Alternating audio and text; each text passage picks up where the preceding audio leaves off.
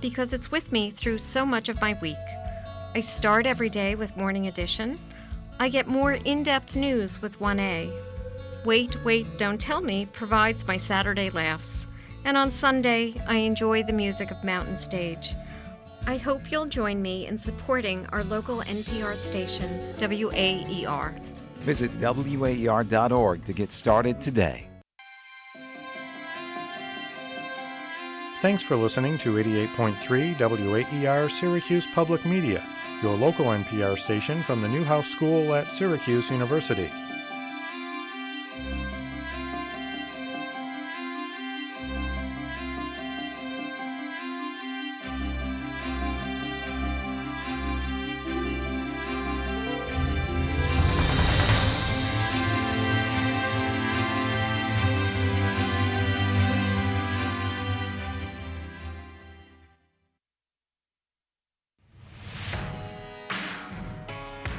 SportsNite, your home for all SU sports talk. Syracuse players, they don't find a player boxed out. They turn around and try to jump up and grab the ball. That's not rebounding. That's not boxing out. That's lazy. It is nowhere close to an overreaction to say that they can go 500 or better in ACC play. I think there's something to be said about that specific phenomenon. 5 guys saying, there's no backup plan. It's just us. Breaking down everything from around the hill. When you get doubled up on your shots and even one more to put a cherry on top, there's no possible way you can win a lacrosse game. You can tell it just dissipates out of nowhere. And it's the in-game adjustments that have hurt Syracuse. And giving hot takes along the way. Naheem McLeod, they want him to be Jesse Edwards, and he just isn't. Fran Brown is a home run hire for Syracuse. Get your voice heard by calling in at 315-443-2011 or interact with us on social media at WAER Sports Talk. It's Sports Night, and it starts right now. Oh, yes, it does. Sports Night here on WAER.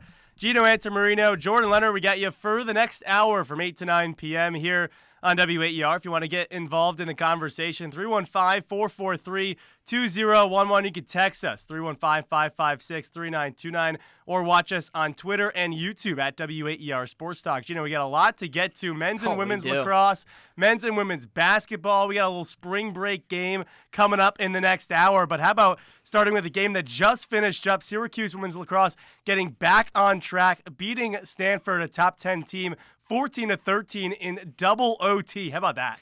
The biggest number that stands out to me, Jordan, is the draw controls. This, keep in mind, after the Clemson loss, head coach Kayla Trainer in the post-game presser was like, jokingly, obviously, saying, Do you guys have any thoughts on how to improve the draw control department? Because Syracuse was getting killed. They're one of the worst teams in the ACC at the draw controls. But against Stanford, who's top 5 in the ACC in draws controls, had one more. They had the advantage, 17-16 in that department. So a big props to Syracuse and Kayla Trainer for figuring it out, it seems like. They were switching in Caramelli instead of Rode towards the middle part end of that game, which I thought was a really big momentum shifter in that department for Syracuse. Yeah, I mean, you look at it, Syracuse women's lacrosse, obviously one of the better teams on campus every single year. They get to the Final Four pretty much every single year, but losers of 3 straight, granted, to the currently ranked number 2, 3, and 7 teams in the country. But Stanford there at number 6. This was a big win for Syracuse to get back on track. Everyone was like, is this a year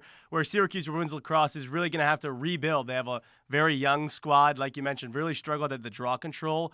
If there's something that Kayla Trainer can teach, though, it's that draw control. She was a beast when she was here at Syracuse. But you looked at it, Syracuse just getting it done with the diversity on offense, whether it was Guzik with 2 goals, Emma Muchnick with 3 goals, even Emma Ward with 4 assists, just running the entire offense. I think they're finally starting to catch their rhythm after losing Olivia Adamson for the season. And the freshman, Melina Cotter, scoring the game winner, her 7th of the season. But, yeah, you mentioned it. It was a little nerve-wracking at the beginning. They were up 4-1. It seemed like Syracuse had things going their way. And then in that second quarter, was outscored 7-3, and Stanford started coming back in the game. And obviously, seems like a problem for both the men's and women's lacrosse teams here at Syracuse is just playing a full game worth of good lacrosse. And thankfully, for if you're a Syracuse fan, the women's team pulled it out today, which is big. Yeah, big 4-1 lead in the first quarter. Like Gino said, as Stanford outscoring Syracuse 7-3 in the second.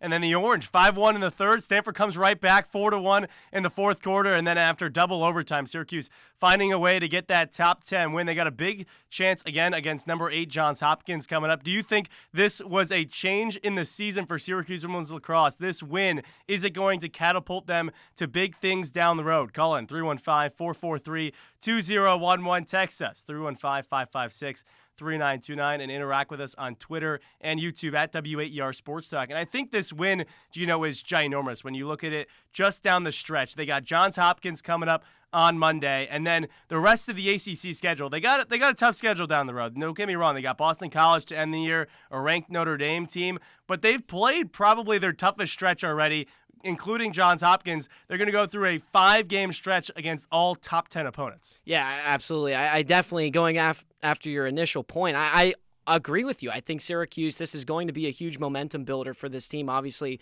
back-to-back losses, not a good sign for Syracuse. They reset. They needed that break. Kayla Trainer even said it herself. They needed some time to readjust, see where things stand. Obviously, not to mention Olivia Adamson. We have to talk about her and her absence the rest of the season, dealing with that lower body injury. And they didn't really have a whole lot of time to really sit there and say, okay, who's going to step up in her place? It was just game after game after game. Now, after the Clemson loss, had some time to really settle in. Okay, who's going to take over? What are we going to do from here? And it seems like this is a big win for the Orange, especially with Daniela Guyette, the junior goalkeeper for Syracuse, coming up big at the end of regulation, had 2 or 3 stops when Stanford could have won it right then and there.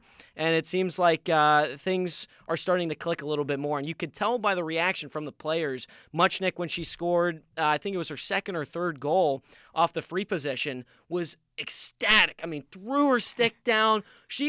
They came to hug her, Jordan. And she pushed him out of the way, and she looked right down at her team, and she was fired game up. Time right she there. was yelling at him, kind of looked like you after hitting a big time basket, the big time free throw in the Media Cup I appreciate not too long ago. You're fired up, and rightfully so. And same she was as well, and that really lit a spark not only for W8ER to get the win over the Daily Orange, but for Syracuse to get the win over Stanford. If only I could have made a free throw yesterday when we were shooting for teams over there at the Barnes Center. But at least Syracuse women's lacrosse got it done today. You mentioned Daniela Guyette, 11 saves, 13 goals against, but that big stretch, 2 straight saves on the final possession to send it to overtime. Syracuse women's lacrosse getting the win, 14-13 over number 6 Stanford. Big win for Syracuse women's lacrosse, and it was also a big win going on the road for Syracuse men's lacrosse this past weekend against Utah. A 15-5 win. You missed a little bit of the first quarter because Syracuse decided to go to overtime with Virginia Tech in men's basketball, but a big bounce back for Syracuse men's lacrosse coming off those losses to Maryland and Harvard. Huge. This was really a big game for Syracuse, and the one area that really stood out to me, Jordan, was the ride. I thought Syracuse did such a good job at forcing turnovers, whether it was off of a shot or off of a missed pass, right? Those ground balls. Utah would get possession, and then Syracuse would do such a good job at forcing the pressure. Those passes would go haywire from Utah players, and Syracuse would come up big.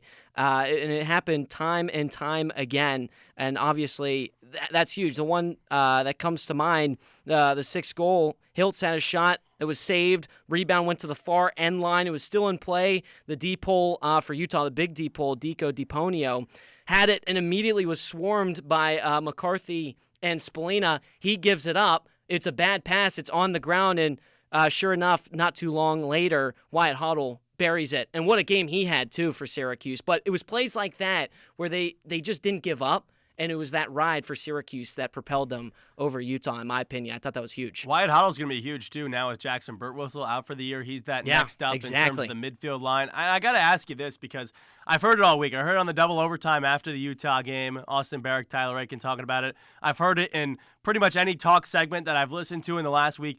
Were you more impressed with Syracuse's first half and getting out to that big lead, or were you more disappointed in the second half performance that led to it only being a 15-5 game? To give the audience some perspective, they were up 11-1 at the end of the first half. They ended up winning 15-5. Yeah, I think the thing that most impressed me was how they responded in the fourth quarter. I mean, even Johnny O'Dearna talked about it, the defensive coordinator for Syracuse. He said we played 3 really solid quarters of lacrosse, and that obviously third quarter when they were outscored 3-0, that can't happen, obviously. And you got to keep your foot on the gas. Coach Gates been talking about it all season long. His team's got to learn how to play a full game of lacrosse. It happened against Harvard. It happened against Jacksonville. It seems like almost every game Syracuse is coming out to a lead, and then all of a sudden they're slowly letting off the gas. Teams are coming back in, and then all of a sudden it's a race to the finish line. But thankfully Syracuse got the full distance. They crossed the finish line before their opponents did. And I think something to solve that, like full 60 minutes of lacrosse to playing a full 4 quarters, is somebody when the team realizes that there's going to be this like little gap. You as a team, you realize when you come out of a quarter or second half of one of the quarters and you're just not operating as clean as you were maybe in the first or second quarter, is somebody's got to take control. Somebody has got to take charge. Maybe not force a one-on-one, but it's like in basketball. Someone's got to take over and try to go get a goal, get a score. And it's got to be Joey Spallina, I think, just because of his pedigree, what he can do with the ball and his stick, whether it's at X or on the wings. He's got to take control. He didn't have a goal. He had 3 assists against Utah. He's been the primary guy running the offense. He's just got to take over. I agree, but I feel like to get a good big goal. We've seen so many games. Listen, I think Joey Spallina is a good player. I just don't think that he is, like you were saying, that takeover guy. So I don't really who needs to take over and get the team a goal when they need one? I think, to be honest with you, I've seen Owen Hiltz do it. I've seen Finn Thompson do it. See, I would come. The name that comes to mind for me would be Michael Leo. Because I think it's just the way that he's a firecracker. It's the way that he dodges the cage, though. Owen Hiltz is an outside shooter. Finn Thompson is more like Michael Leo, where he can dodge and shoot from the outside. But I think when you look at the back half of last year, when Michael Leo was playing as that third attacker, that is where he's at his best. And I'm not saying he has to be a third attacker this year. Obviously, they're playing Finn Thompson. Yeah, but is he the guy? Like, are you saying he's the guy? Absolutely. He's a firecracker. I agree. I think he's, maybe you could say he's an X factor, but I don't think, like, when the game's on the line and, it's hanging in the balance, who's going to pull away, who's going to get the momentum. I'm certainly not giving it to Owen Hiltz. He's just going to shoot from the outside. That's a bad shot. Come on. You got to get to the cage. He had several goals against Utah where he would pump fake and then drive inside right into that slot area and score. The first several goals but he never goes to the like crease. That. It's like he's allergic to the crease area. He never goes that far inside. And I'm not saying that that's a bad thing. Okay, maybe not the crease, but 5 yards out from the crease. I saw him do it against Utah in the last game. Michael Leo does it with more efficiency. I'm telling you, Michael Leo does it with more efficiency. He had 2 goals against Utah. I'm only saying that because I have the box score up. But he had a great back half of last year. Honestly, for their offense to go to another level, I think they might have to swap Michael Leo and Finn Thompson, putting Michael Leo on that attack line with Finn Thompson at the midfield. It worked so well last year when Finn Thompson probably had a better year offensively as a scorer last year at the midfield line compared to where he is now at the attack line. And I'm not saying that they have to do it to win every game, but if they want to get on a roll on offense, they have to make a switch. I think that's what makes Syracuse so dynamic, and the standard is so high for the Syracuse team, and that's why when when they couldn't find any offense against Harvard and or Maryland, and it's like, oh my gosh, you got up and down. You're looking. I mean, Jackson Birtwhistle goes out. Luke Roa didn't play against Harvard, right? And you're like, you're still having guys step up and make big plays. I mean, someone we haven't even mentioned was Trey Deer. And, Trey Deer has had some really good moments. I think back to that around-the-world goal against Maryland. He's capable of scoring big-time goals, Jordan. And it's that type of caliber offense that the Syracuse team has where it's like, yes, I don't expect this team in the final quarter, whatever the case is, to not put a goal on the board like we saw in the third quarter, rather than the last quarter, in the third quarter against Utah, to not score when you have that many options on offense. You talked about, who are we going to put, Thompson or Leo? I mean, that's a good problem to have. Yeah. Well, I think this year especially, go back to last year, they had 3 very powerful lines of midfield with Jake Stevens still on the team and company. Right. They had 3 really good lines of midfield. Them and Notre Dame were the only ones that could really run a 3-line midfield.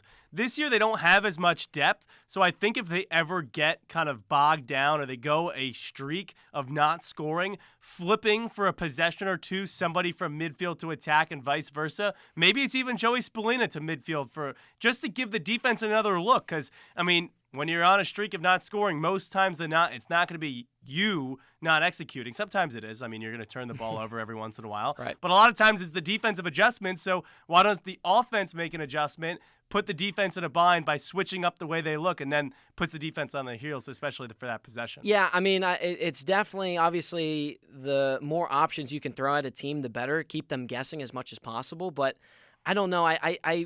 I like Joey Spallina working at X. I know you're saying it wouldn't be a full-time change. It would just be temporary. But I don't know. I really just feel at ease, regardless of the numbers he puts up. When he's got the ball at X, I just feel like everything kind of slows down. I think it's a very – and that goes back to the conversation we talked about with Spallina.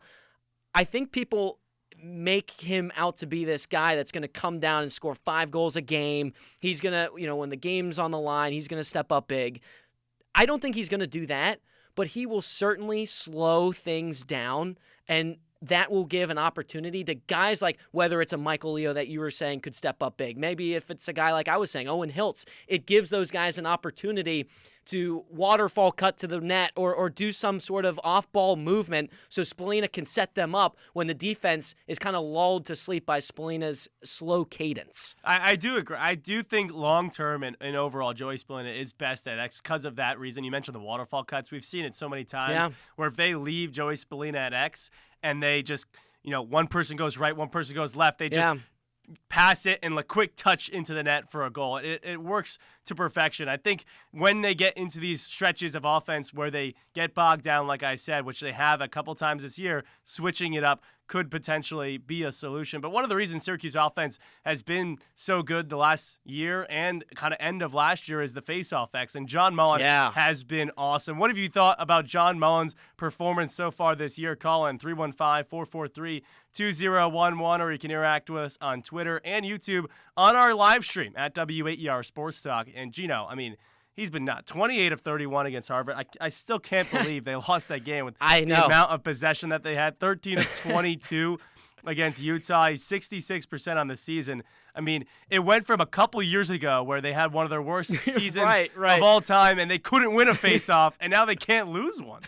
Yeah, and I guess this is like a slimmer of hope if you're a team that's not good at the face-off X, that, against that Harvard, in the Harvard game, you don't have to necessarily be good at the face-off X to win games and beat good teams. Really efficient. I remember Coach Byrne for Harvard said after the game, he's like, we just got to a point where he didn't say this exactly, but he gave the notion that his team kind of just gave up at the face-off X, but would set up a strategic attack out of the face-off X.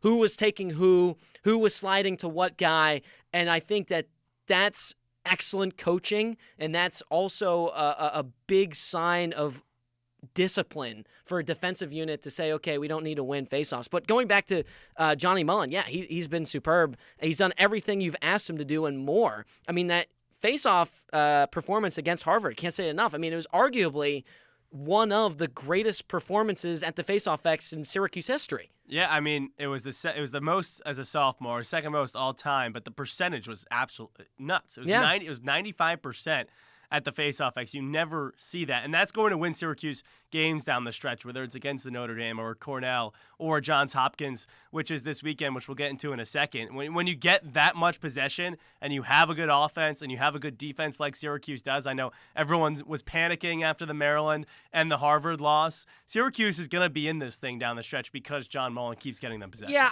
I don't think Syracuse is out of it yet. I think they still have Syracuse fans still have a right to be nervous. The fact that they dropped Maryland and Harvard. Agreed. But if you look at it though, they are in a very similar spot to where they were at last year. Last year they didn't have a top 10 win. I don't know if that's a good thing. That's not a bad thing though. They were still the number 4 overall seed last year, and that's after losses to Notre Dame on the road and Cornell. national Heartbreak. championship aspirations than last I year. agree, but they got to the quarterfinals last year and had a chance to get to the Final Four still.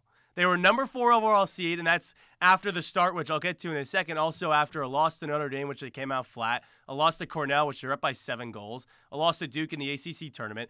Last year, they lost to both Army and Maryland in overtime. Didn't have a top 10 win all season until around this March time. I think it was March 10th was the exact date of the Crowns Lacrosse Classic last year. And then Gary Gay comes out, gets his first top 10 win of the year, first top 5 win in his tenure. It's the same situation this year. They have 2 top 25, top 20 losses to Harvard and Maryland.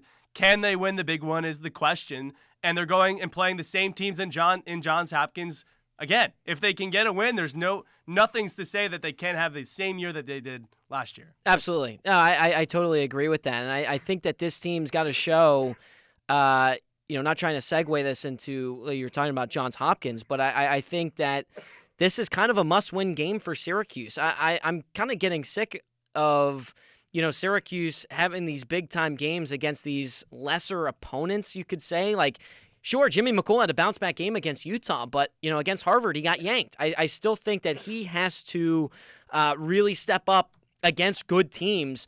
And same with the rest of this offense as well. I mean, there were games where they looked really flat, and the Harvard and Maryland games stand out to me. So they've got some things to really figure out against Johns Hopkins, and that's going to be a good test for them. Yeah, I mean, Johns Hopkins, top 10 in the country. A little under the weather. Sorry about that. But, I mean, you look at it. They have a 1-point loss to North Carolina, who's one of the best teams in the country. This is going to be a big test, and I think you're right. I think when you look at it, can Syracuse play enough defense? That's going to be the biggest question. I think they certainly can, and I hope that the defensive play by Dwan and Grace, both guys scoring goals in the game against Utah. Riley Figueres, part of that defensive unit, even said like he was some of the most excited he's been when he saw those two guys get on the score sheet against Utah. So I think that that's going to give this team some momentum, but we have to see them do it against a team like Johns Hopkins. Are you on the call on Sunday? No. No? You got a prediction? I'm gonna go 12-10. Syracuse takes it. Oh, so you do have Syracuse. So basically the start of what could be the same season as last year. Potentially. I got to see it. Hey, seeing is believing, Jordan. Seeing is believing. Are you going to the game as a fan? Or are you working in studio? I got to work it in studio. Yeah. I'll be there as a fan. I'm washed at this point in terms of lacrosse season. Do you have a quick score prediction? I think Syracuse takes it again. I think Fair maybe enough. It's the same score, 14-13, as it was last year. I know our friend Tyler Aiken had a fun time at the Crowns Lacrosse Classic last year. Our engineer for tonight, Tyler Aiken. But shout out. We got our first break here on SportsNite. We just talked a lot of lax. We got AJ Myers coming in studio, preview men's basketball and talk some women's basketball after a quick break.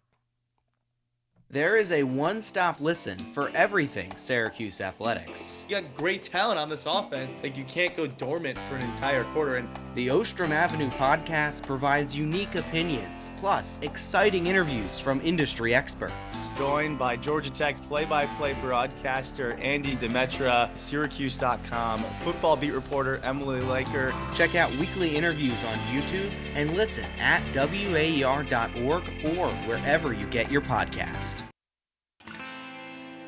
Weather Vanes, the most recent album from Jason Isbell and the 400 Unit, is full of powerful songs about everyday people. I think a lot of songwriters think they have to conjure some kind of magic, but really all you have to do is look out the window and pay attention. As Jason gears up to release a new solo album, we'll revisit our 2023 session with Jason Isbell and the 400 Unit next time on an Encore World Cafe. Saturday afternoon at 1 on WAER and streaming live on WAER.org. Greg Gutfeld's late night show on Fox is a big draw of the Trump era, though the host says he never really thought of himself as political. I've always been the odd man out, so that probably molded the way I view things as kind of an outsider. That conversation plus Selma, 60 years after Bloody Sunday, Saturday on Weekend Edition from NPR News. Saturday morning from 8 to 10 on WAER.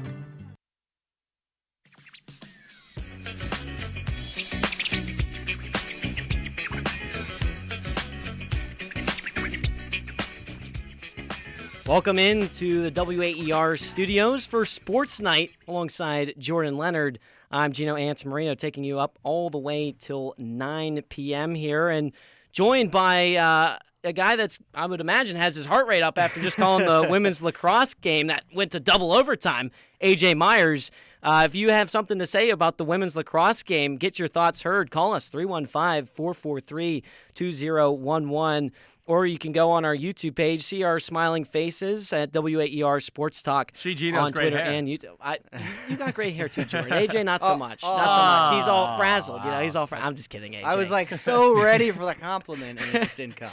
But speaking of compliments, you had a great call. You had a great call for Syracuse taking down Stanford, a top 10 win for the Orange. As someone that was calling that game, what were your thoughts? How did it go down? A really resilient performance by Kayla Trainor's group. They needed this win. They were riding a 3-game losing streak. The program has never been on a 4-game losing streak before, and they avoided that today in double overtime. They had a really bad second quarter where Stanford scored 7 goals. They could not win a draw control, similar to that Clemson game where That's what we talked things about, just couldn't go their way at the draw circle. They figured that out.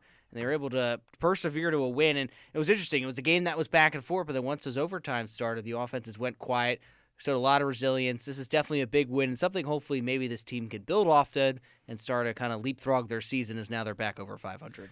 One of the big things that I noticed from that game, AJ, was the balance of attack between the upperclassmen, the veterans on this team, like Emma Ward and Emma Muchnick, but also some of the younger players as well, obviously with Melina Cotter scoring the game winner, assisted by Emma Ward. But, the Emma Muchnick goal that was scored, the free position, I believe, in that third quarter was huge because, I was telling Jordan about it. We were watching it on TV, and she scored it immediately, just threw her stick. She was pumped up, got her team. It really seemed like their level of play elevated because of that energy that she was showing. Yeah, I think these young players definitely stepped up to the plate when they needed to. They were, not that they were not performing well to start the year, but they definitely weren't, overshadowing the upperclassmen. Not that they should. They're freshmen. They're sophomores. I think Ashley Volpe, it was her first career start today. Right away, she got involved in the goals. She looked like that player that had all that hype around her when she was recruited here to the Orange, and she definitely delivered. And this is definitely a game where Syracuse can look back on and say, is this where those young players, matured a lot and started to really grow into this group? And I think Kayla Trainor will definitely be pleased with her team. I think if they lost this game, there would have been a lot of question marks to her because leading up to this game, she said, we were finally got a week of practice. We got to practice the draw controls, which at first looked like, oh yeah, it worked. They were doing so well with the draw controls in the first quarter, but the second quarter, I don't think they won a single one. They had violations, and it just looked really sloppy, and it almost looked like, what were you doing in practice that whole week? But they come away with a win.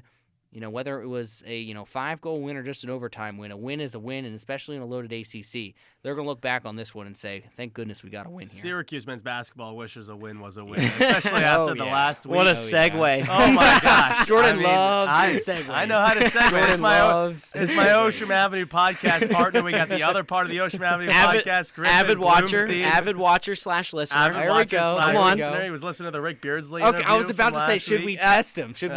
But he's locked in on the Ocean Avenue podcast. I listened to the Brent Axe interview, as always. Shout out Professor Axe. There you go. Well, Brownie points for Gino. Syracuse men's basketball, AJ, as you know, you're our WAER Sports Talk reporter for tomorrow's game against Virginia. Rounds out its regular season, and Syracuse just announced that Adrian Autry is coming back for a third year. John Wildhack talked about how SU needs to get back to their standard. Let's hear what John Wildhack had to say yesterday. We've talked about it. He understands that we need to fix it. We need to fix it now for next year. And we need to get this program back to the standard and to the performance level that we expect as a program, that he expects, the staff expects, and our fans expect. Well, I could tell you from listening to the interview that it was kind of like the Dino Babers thing a little bit, where the ultimatum was 7, but nobody knew. He essentially gave an ultimatum without specifying the ultimatum was March Madness. Now, I will say he said, I didn't give him an ultimatum. But he's like, if we're not having valuable games in March. Yes.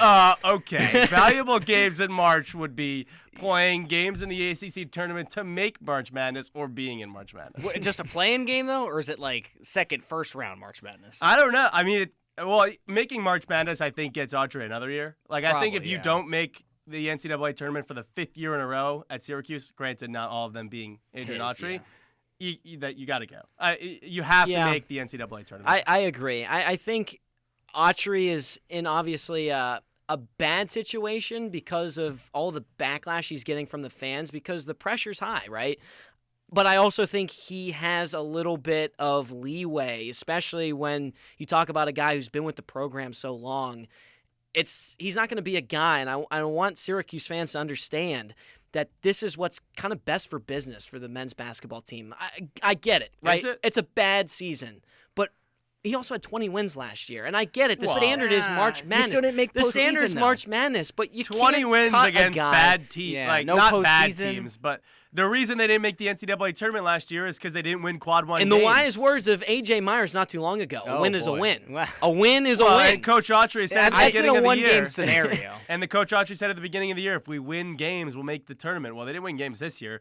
Even last year when they won 20 games, they didn't win the right ones. I think Wild Hack, he understands everything that is going on with NIL, with the changing college Does he? landscape. Absolutely. Absolutely he does. Okay. He made the right call with Fran Brown. I trust in Wild Hack. Fran Brown reached out to him. Sure, but okay. Yeah. Yeah, but sometimes, if you're, if I'm it's just fall the saying. right way. Sometimes Someone you got good people falling into your life, Jordan. If It's like you into mine. It's like you into mine. There Come we on go. now. Let's It's try like- that. A name we're not mentioning. You're talking about Autry has pressure. I think Alex Klein, the GM for Syracuse, has a guy ton, knows it. This guy knows it. ton, a ton of pressure next season because Sure, but I everything's think Autry has more pressure than Klein does. Autry's the face of this team, essentially. If the team He's goes, the scapegoat. If the team goes bad, Autry will be fired, not Klein. But Klein was brought in for this exact reason to revamp this team through the transfer portal. And Sure, in that sure, Wild but Hack- if this team underperforms this coming season, that's not going to be, do we fire Klein? No, that's not going to be the we conversation. acknowledge it, Yes. but we acknowledge he's that. got a heck of an offseason, though, Alex Klein. He's got to get it right, though, for Autry. And all I know, by the way, is and this might sound bad, but basically all of last year, Syracuse brought in a group of 5 players to anticipate taking a step up to the Power 5 level. If they bring in some more group of 5 players, then they're banking on maybe they got the analytics guy, my guy Eugene. I took some classes here at Syracuse with. They got Alex Klein doing all that scouting, and maybe they do. But I will say, if that is the approach, and they end up getting a lot of group of 5 guys and not Power 5 guys, like the only Power 5 guy they got was Eddie Lampkin. Right. If they And do who that was their again, best transfer? Eddie Lampkin. Who was their best? Well, he still doesn't play defense, but yes, Yeah. definitely the best transfer.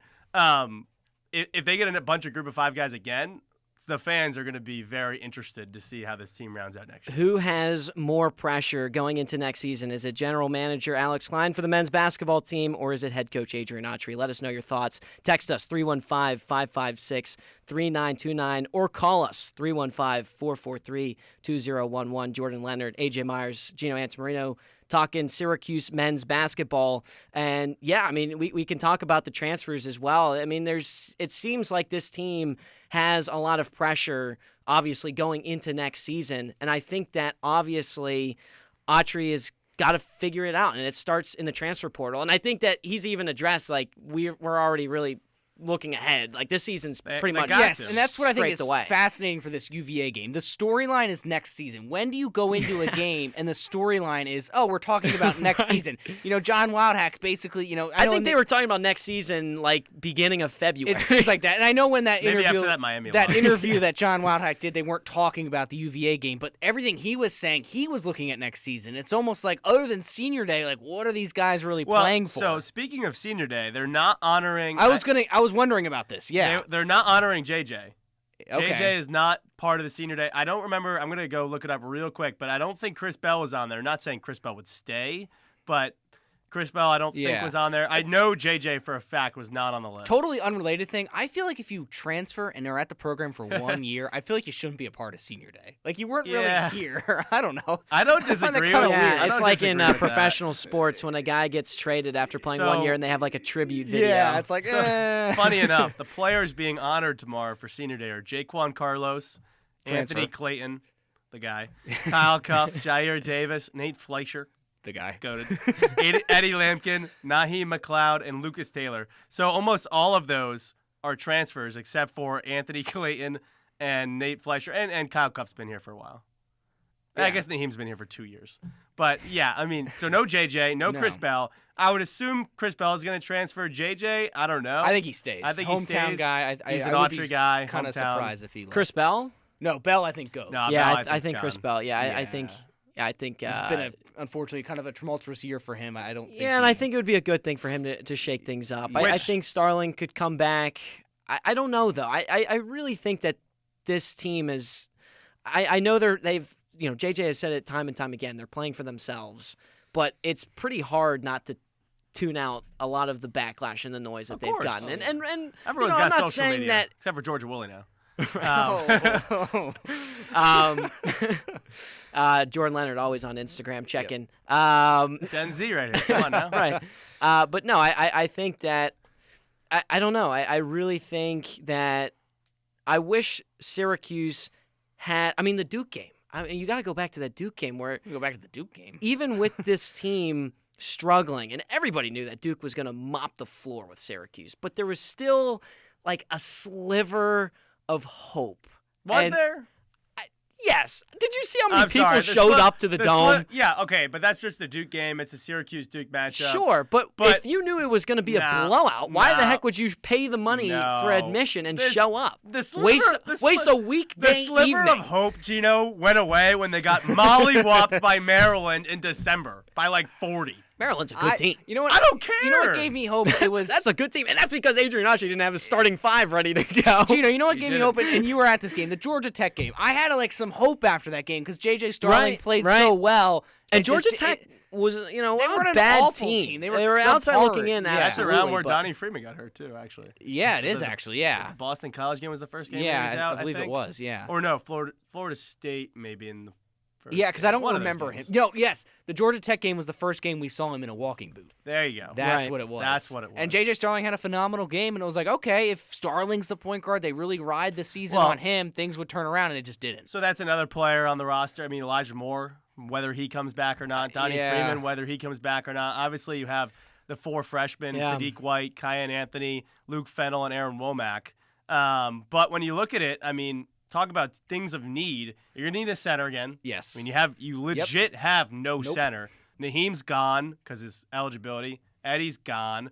You need a center. You need a point guard. Yes. And a point guard that can score. Like, love Jaquan Carlos. And he's played pretty well as of in late. theory. What he brings was perfect. Yeah. But when you don't have enough shooters around him and playmakers, it's not going to help him. Yeah, so you need a point guard that can score, and you need shooting. I mean, that you go back to last year. The shooting has been horrendous. The only shooter on last year's team was Chris Bell. Yeah. The only shooter on this year's team, Chris Bell, I guess. Chris Bell, I don't know. Yeah, and he's had a down year. With Taylor? Yeah, but even we thought Elijah Moore was going to be a lot more consistent hitting from deep when he as well plays this year. 8 minutes a game, it's hard. But that's the Sure, problem. but he's been so up and down. Yeah. I mean, it's a freshman. You can't expect even though you make like the most threes in high school as a senior, you can't expect a freshman. Not everyone's GMAC. Not everyone just come in and just nailing threes left and right. But then again, also GMAC had Akeem Warwick and Carmelo. So who should Syracuse attack in the transfer portal?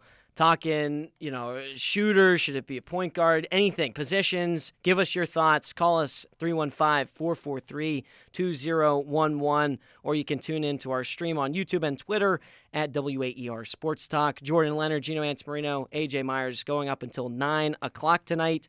I think obviously you have to go for shooters. I think you have to get anchored on the backcourt, like you said, with the point guard. Jaquan Carlos has been good.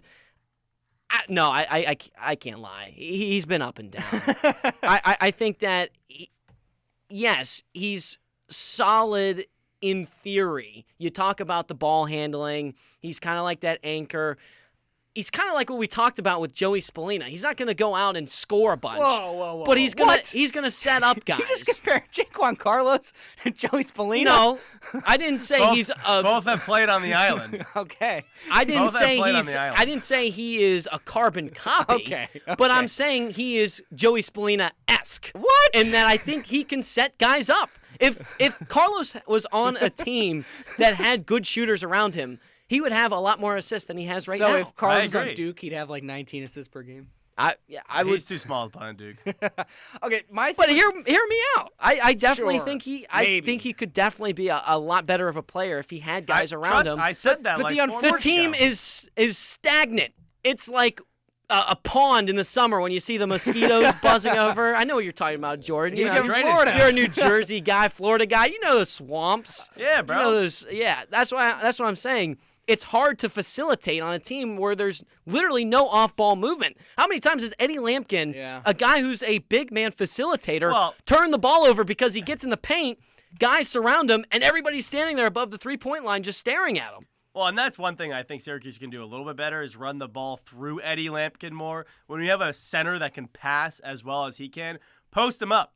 Double team comes, and then, having shooters would help that. That's why I thought Eddie Lampkin would be great for Chris Bell, because if he posts up, if Chris Bell's on his side, if the help side defense comes, he pass it right out to Chris Bell. Obviously, he hasn't had the season that we expected of him, but I think also underrated that Jaquan brings to the table that nobody really gives him credit for is just taking the ball out of JJ's hands. Yes. Like, the fact that JJ can run the point and then also be off the ball at the same time is huge for this offense. It is, and here's the unfortunate thing. Jaquan Carlos is leaving, so you won't get to see if he does get better shooters around, if it actually will come to fruition. That's my issue with the transfer portal. You really got to nail on these one-year rentals because they're only around for a year, and if you don't, like this year, it's kind of like, oh, all these guys that just came in, now they're out the door. And it's like, what are we going to do? One of the problems, maybe it's the transfer portal, maybe it's the coaching staff, but the defense has been absolutely atrocious all season long. I mean, that's been the worst part of the team. Oh, yeah. They can score. I mean, you look at the SMU and Virginia Tech game. They did not lose those games by lack of scoring. No. I think lack of defense. it's the defense, and it's also tied into that, the second halves. They can't turn up a notch. When teams, when the game's on the line, teams can lock down defensively. Good teams can lock down defensively. They have an extra record's 12 gear. and 18. Sure, but in the last 10 games, they've been outscored in the second half 7 times. They have no ability. They're not good enough to outscore teams flat out. But they also are not good defensively to turn up a gear and remain kind of at a solid pace on offense. I mean, going back to the SMU game, where it's turnovers. They can't score in the final minutes of the game. Turnovers especially, but I thought for the most part the ball movement against SMU was pretty solid. I mean, they had 19 assists.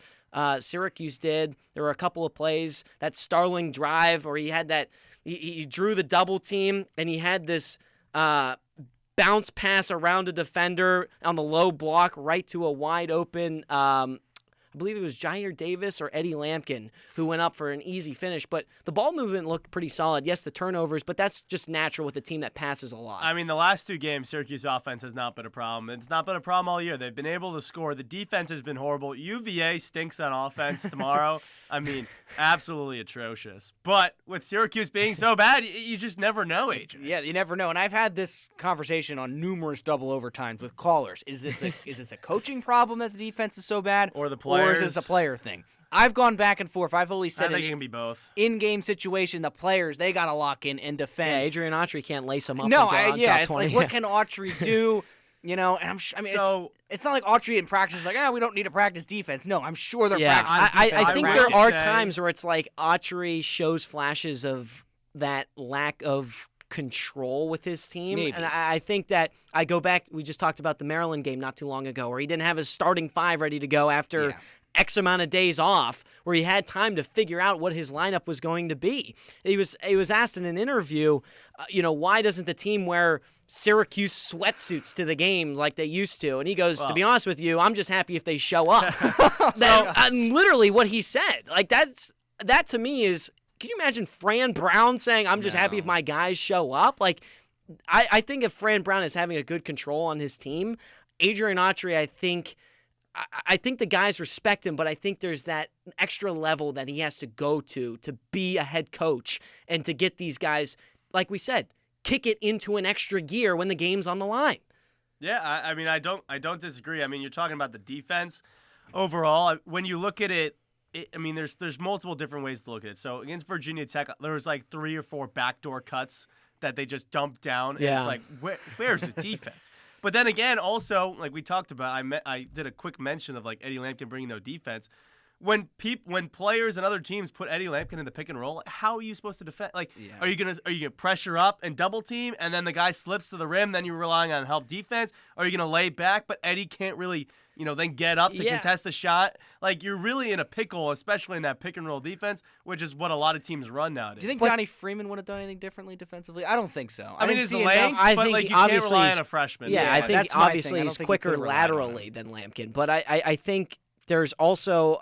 I don't know. Lampkin to me has been solid. I know. I agree. Yeah, I mean, I think all those he's double been. doubles. I think he's been good. He's I'm playing in- more minutes than he has in any other year he's played. He's a fifth year, by the way.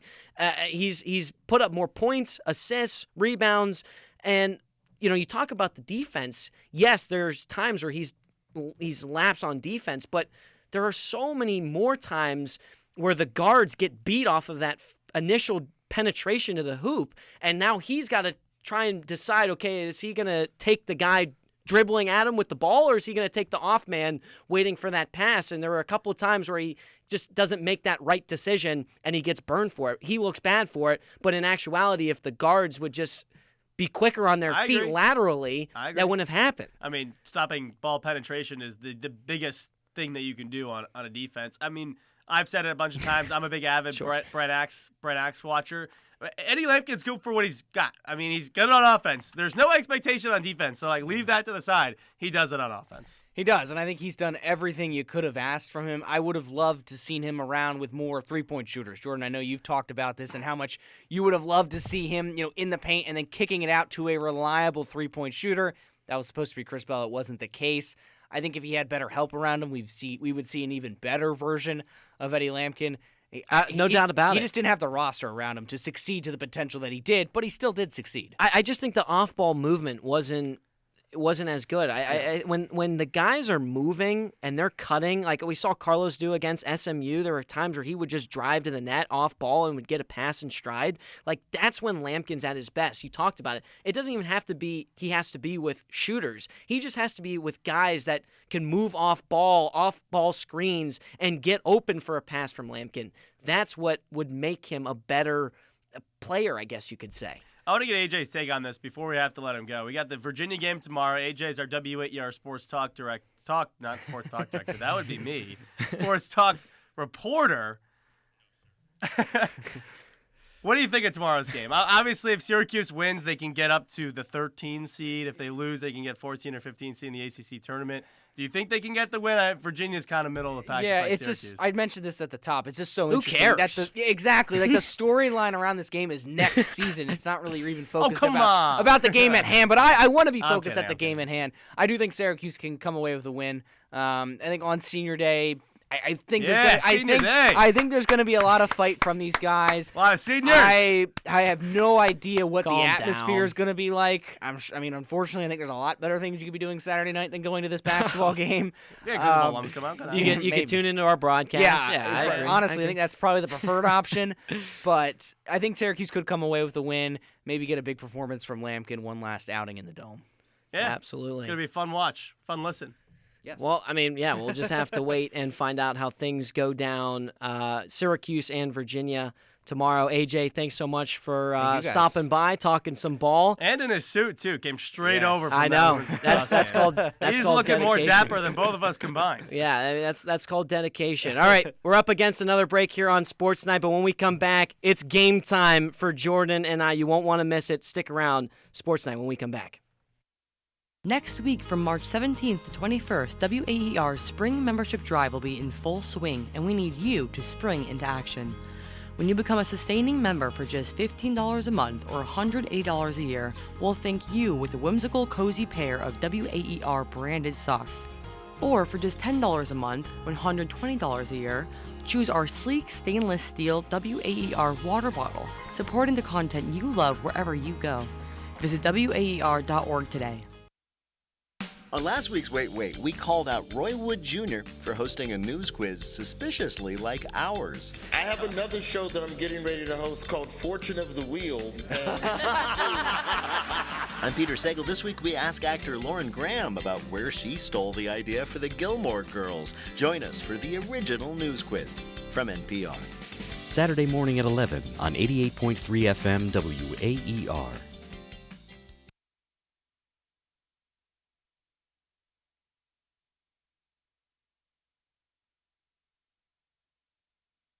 The White House is in a budget-cutting mindset. Mayors are worried about what that means for their cities. Now is not the time to turn our back on seniors. Now is not the time to turn our back on veterans. Now is not the time to turn our back on our students. Cleveland Mayor Justin Bibb on federal spending policies and the impact of potential cuts. Sunday on Weekend Edition from NPR News. Sunday morning from 8 to 10 on WAER and streaming live on WAER.org.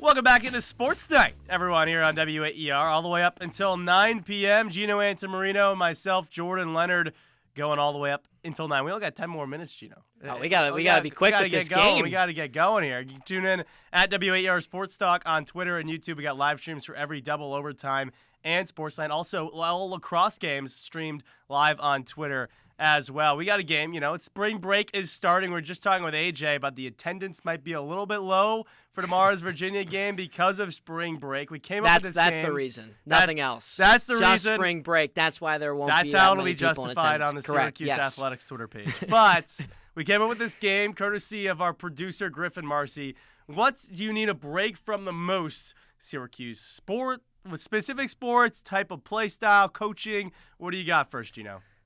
I need a break from Adrian Autry. and when I say that, specifically the coach speech, I can't stand. It's just the same message time and time again.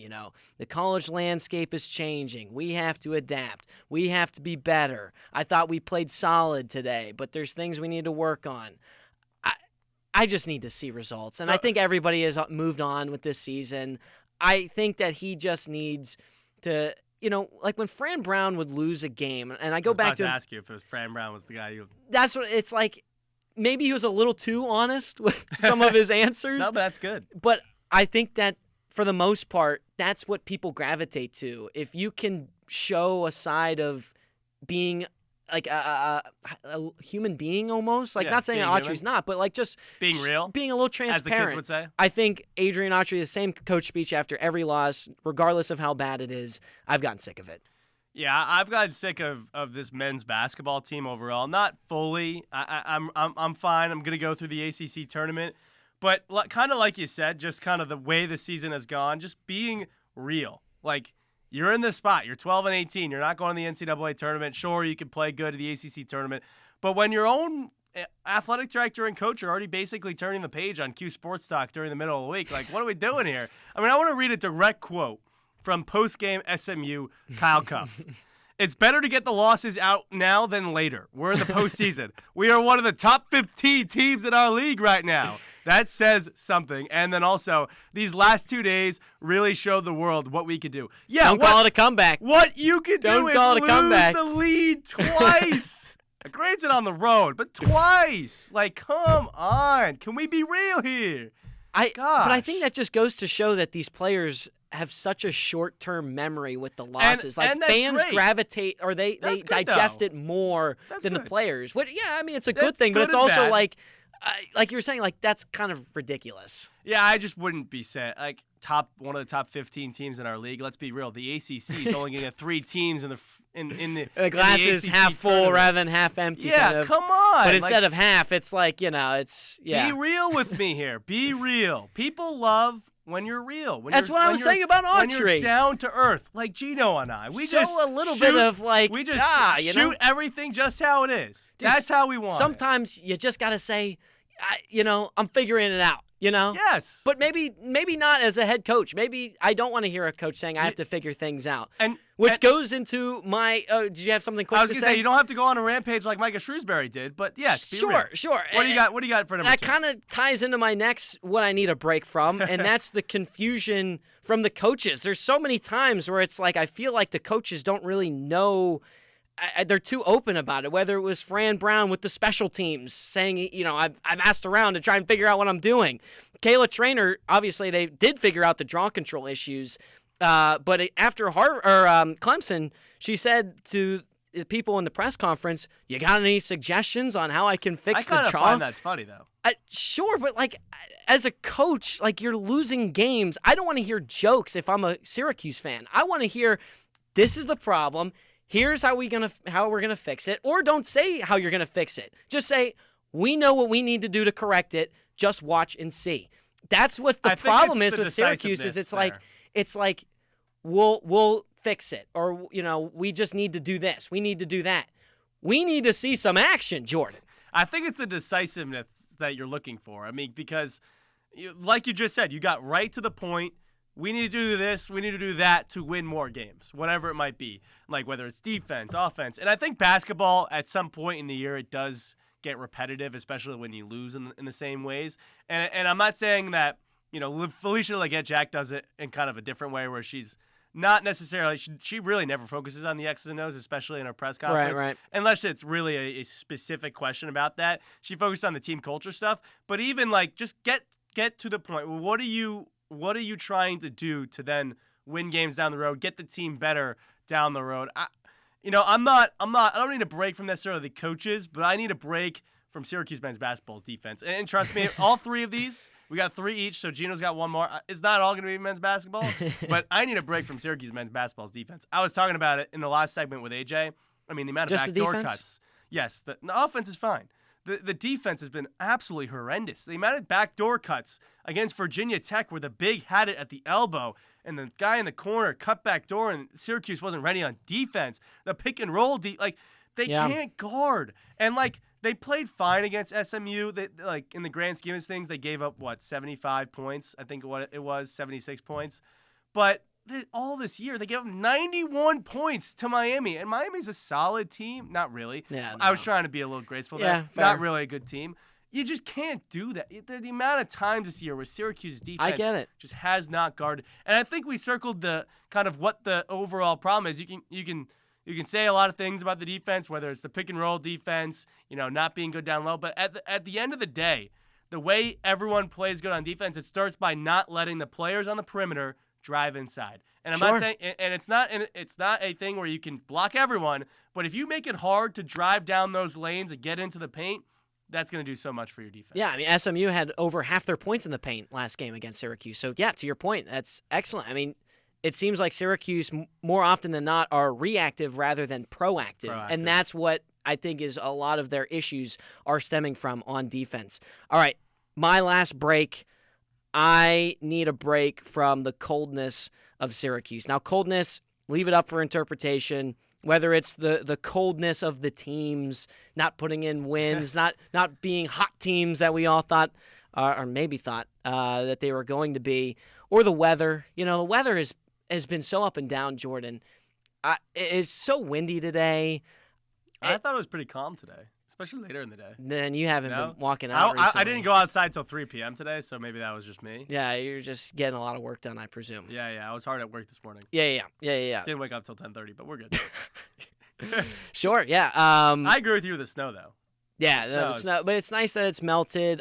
I mean, obviously, I'm from the Pittsburgh area, so I'm not going to the Bahamas, but I'd like to take a break from getting hit with 100-mile-per-hour winds. What are you talking about? Just east of Pittsburgh is the Bahamas. That's what I've heard. It's the Bahamas of the North.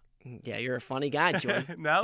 Great Wolf Lodge is... Listen, not everyone can go back to Florida, have a nice Chipotle burrito, kick back, and look at the waves and the beach of off the Florida coast. Some of us got to look at... I grew up in New Jersey. I'm not a full Florida resident. Come on now, Gino. Yeah, having people pump your gas. My final break, I need a break from you. Oh, come on. Yeah, I need a break from you. Come on now. After this I had a feeling you were going to go for that. After this 1 hour show, I need a break from you. What? No, I'm kidding. All love to Gino. Yeah, I'm going to cry afterwards. It's all right. Hey, all from the heart. That's about all the time we got for on Sports Night tonight. It's been a great 1 hour of Sports Night with Gino Antamarino. I'm Jordan Leonard. We got a packed weekend and next week full of Syracuse men's basketball and Syracuse men's lacrosse. SU men's basketball, final game of the regular season tomorrow against Virginia. Game time at 8, countdown to tip-off at 7:30. Double overtime with Adam Gotkin and Alex Rameau all the way up until midnight. We got AJ Myers in the Dome, our WAER Sports Talk reporter, going to hop on the double overtime after the game as well. And then we got men's lacrosse. Number 11, Syracuse men's lacrosse taking on number 7, Johns Hopkins. Pivotal game in the season, Sunday, March 9th, game time at 2. McClurg remodeling countdown to face-off at 1:30 and the double overtime with AJ Myers and Milo Hoff making big debut for old Milo. I know, so but AJ's working overtime. Hey, Speaking of AJ, overtime, double overtime. Hey, that's a good pun. That's a good pun right there. That's a good pun. AJ working overtime over the weekend. And we got Syracuse men's basketball in the ACC tournament next week, starting on Tuesday. Time to be determined, but we got them covered all throughout the week. If they win Tuesday, they play Wednesday. Keep playing. Maybe an NC State DJ Burns type run, but we'll just have to wait and see. We got you covered on W8ER Syracuse for the entirety of their ACC tournament run. We got a couple thank yous before we head out. Our producer, Griffin Marcy. Our W8ER Sports Talk reporter for tomorrow's game, AJ Myers. Our engineer, Tyler Aiken. Our W8ER Sports Talk desk, Josh Sullivan and Griffin Bloomstein. For Gino Antamorino, I'm Jordan Leonard. Have a nice night, Syracuse.